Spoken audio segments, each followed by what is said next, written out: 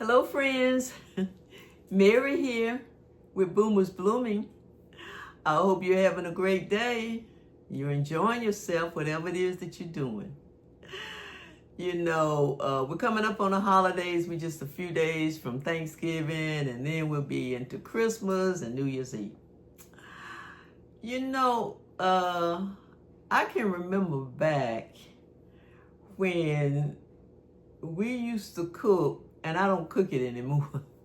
This was a part of the Christmas menu, the Thanksgiving menu, even the New Year's menu sometimes. Not on everybody's menu and not on everybody's table. But we call them Chitterlings. Now I've heard people pronounce it as Chitterlings. Chitterlings. But where I come from, we call them Chitterlings. And you people know what Chitterlings are.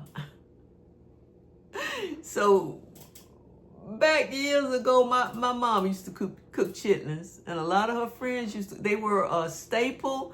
They were something that was looked forward to cook during the holidays, because Chitterlings aren't really a summer type protein or meat. Okay. They come during the cooler months.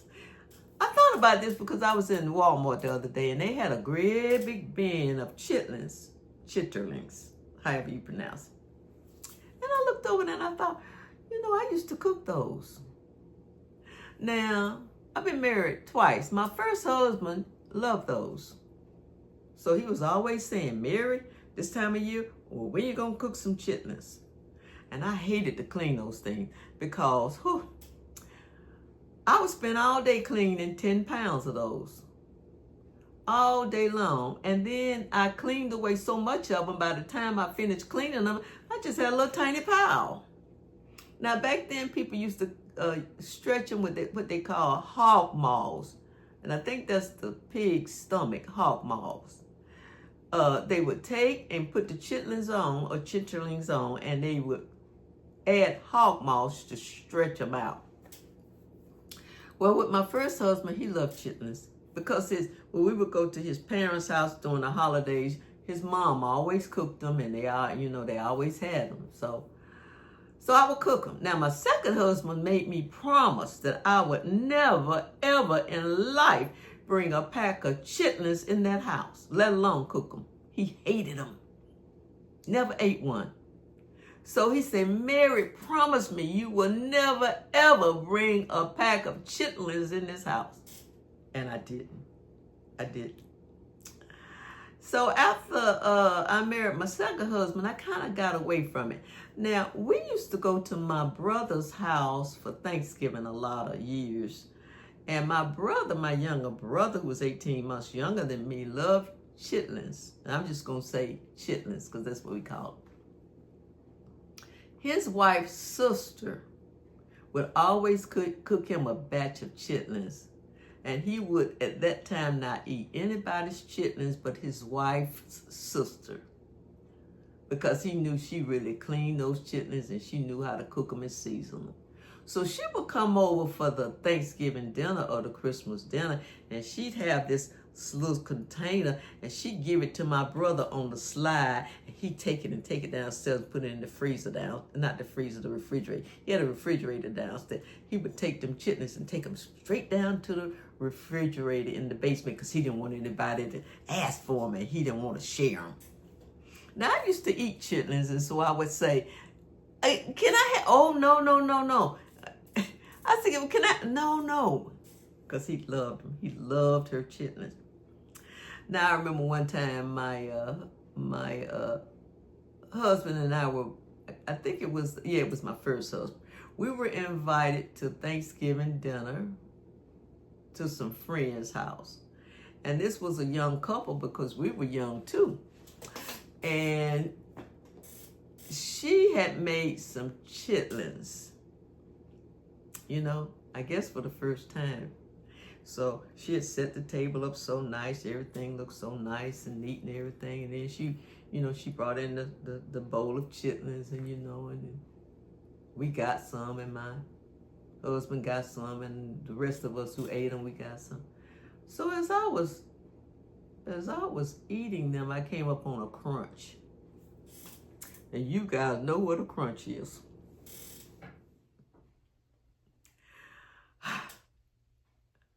She really didn't know how to clean those chitlins. So there was a crunch in my mouth. Oh boy, did that turn me off. I don't know if I ate chitlins after that. I can't remember.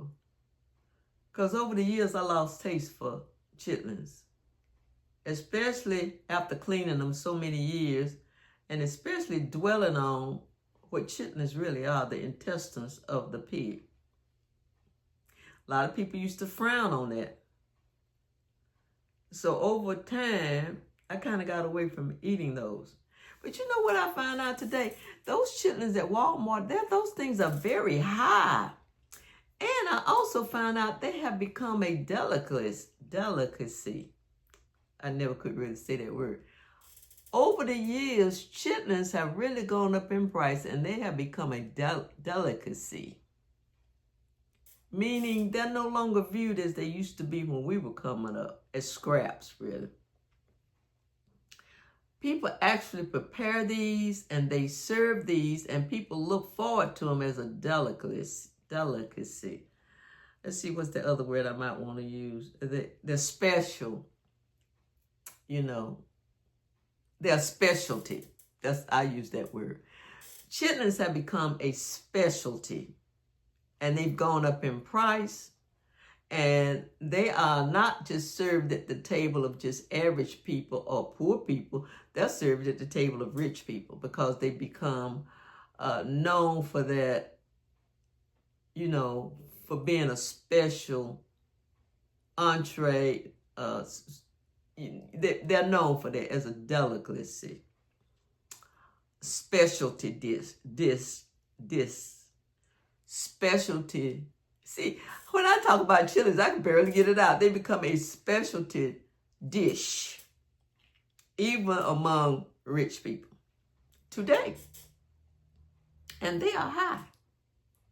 But I was just sitting here thinking, because we're going toward the holidays, and I was just sitting here thinking how it used to be, and how just about, not all homes, but you could go to a home and you could smell those chitlins cooking. Now, they said if you put a potato in them, it would help with the smell.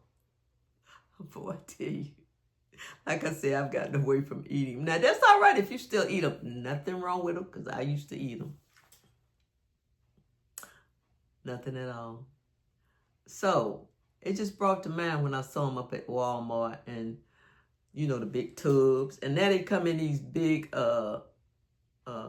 see-through bags. Freezer bags is what I would call them. So I was just thinking about that. You know, when I was in college, I went to an agricultural college, and they grew their own pigs and chickens and cows and all that. And so when we would go in to eat in the dormitory cafeteria, they would have these great big bins of chitlins. And I remember looking at that big bin of chitlins and saying, I wouldn't eat those if they how can you clean a big batch of chitlins and they be clean? You got a big batch of chitlins sitting up there. Who cleaned those, and how could they be clean? And I would never touch them. You know, there's another story I remember. My brother's first wife, they invited us over to dinner. See, we were all young. Yeah, we were in our 20s and maybe early 30s. All about the same age. And, of course, they were newly married. And she hosted Thanksgiving dinner. And she was so proud. Like I said, well, she had a table all set, flowers on the table, little snacks and stuff. And so when we all sit down to dinner, and my brother got up to carve the turkey, and she was new at this, okay? And she did her best. When he began to carve the turkey, and when he began to carve around the legs of the turkey, there was the giblet bag. She didn't know to take it out.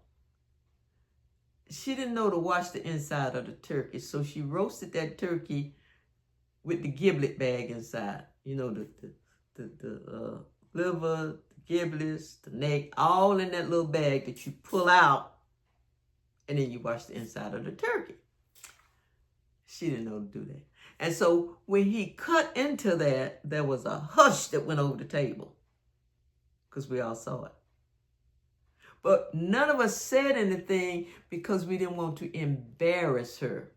We did not want to make her feel bad because she went on to become a great cook. We look forward to sticking our feet under her table. She went on to become a great cook. But there at that first Thanksgiving was that giblet bag inside of that turkey. And she just didn't know. So we all tried to play it off. We all tried to, none of us really said anything. We just kind of looked at each other, you know, and we could see that she was so embarrassed. But, you know, we didn't want to hurt her feelings.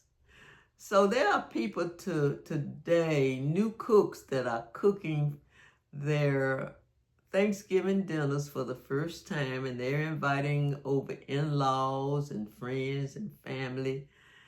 If you see some mistakes that they make, give them some grace, because they're trying. And some of those people would turn out to be some wonderful cooks in time. So if you see some mistakes in maybe the potato salad or the turkey or the dressing. Oh, and here's another thing I wanted to share with you about the dressing. From that same cook, I learned how to make moist, succulent dressing. Now, I've always made dressing, but she taught me how to put unsweetened applesauce in my dressing before I bake it. Not a lot, but unsweetened applesauce, and just stir it up in my dressing. Unsweetened applesauce. Man, let me tell you what that does for dressing. It makes it succulent, so moist, so delicious. Every time I make a pan of dressing, I put that in there. Just a little few, depending on how big the pan of dressing is now. Just a little unsweetened applesauce out of the jar. And you just stir it up real good. And you put it in the oven like you normally would. Man, that makes some of the best dressing. I tell you, that dressing is so moist and good and succulent. You may want to try that. I don't know if any of you all have ever heard of putting just a little unsweetened applesauce in your dressing. Some of you probably have. Put it down there in the comments and let me know. In fact, put it down there in the comments and let me know how you make your dressing and the things you do to make your dressing. You know, put it down there in the comments and let me know. But these are just some of the experiences that I've had that bring back to memory at this time of the year. And I think about them. I think about the Chitterlings. Ooh, they had the crunch. And I'm also share this with you too, guys. There is, when I was working, and we were all young when I was working on the job, and there was this girl who, she wanted to cook some chitlins for her and her boyfriend for the Thanksgiving. And so she asked we was all in the break room. And so she asked, how to cook chitlins. And so one of the girls spoke up and said, well, you unthaw them. And it's very simple. You just put them in a pot with water. And you can put some onion in there. And you can put a potato in there. And you just cook them till they get tender.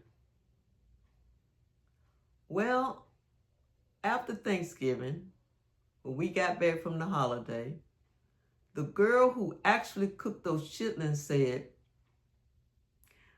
those chitlins were awful. We didn't even eat them. I dug a hole in my backyard and I put them chitlins in there and I buried them. They stunk my house up. They were terrible. And so the girl who had given her instructions on how to cook those chitlins said, well, how did you cook them? Did you cook them like I told you in a pot with water? She said, oh, yeah. She said, well, did you clean them real good? And so the girl who cooked the chitlins said, clean them? What do you mean clean them? She said, didn't you unthaw those chitlins and put them in cold water and clean them before you put them in the pot? And so the girl looked with this puzzled look and she said, no, you didn't tell me to do that. You told me to unthaw them and put them in a pot of water and boil them until they got tender.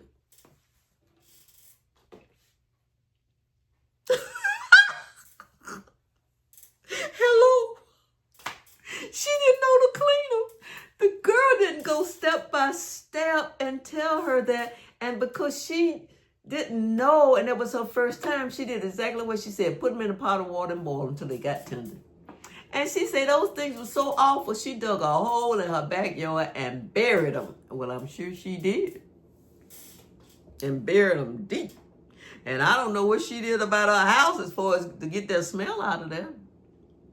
Boy, we had a field day on her. I really felt sorry for her. We laughed till we couldn't laugh no more in that break room.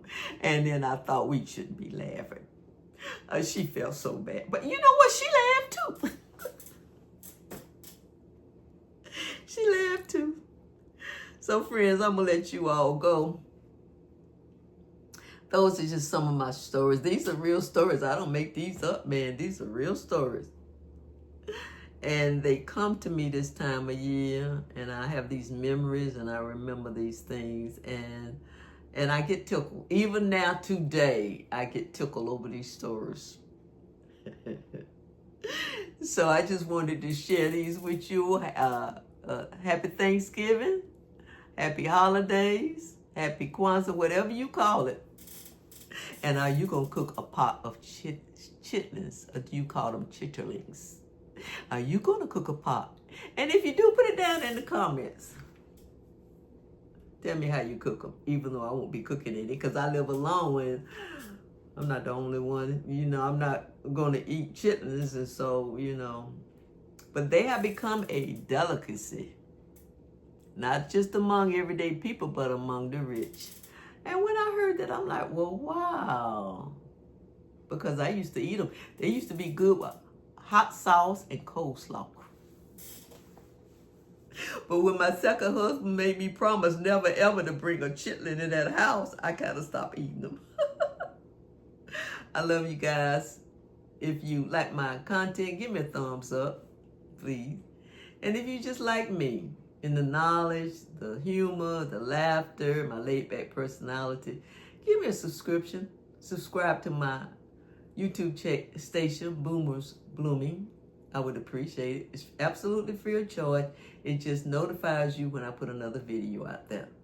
Another crazy, cranky, informative, funny video. You all have a great day. Stay safe. Enjoy your peace. Enjoy your holidays. And just have a great time. I love you guys. Bye.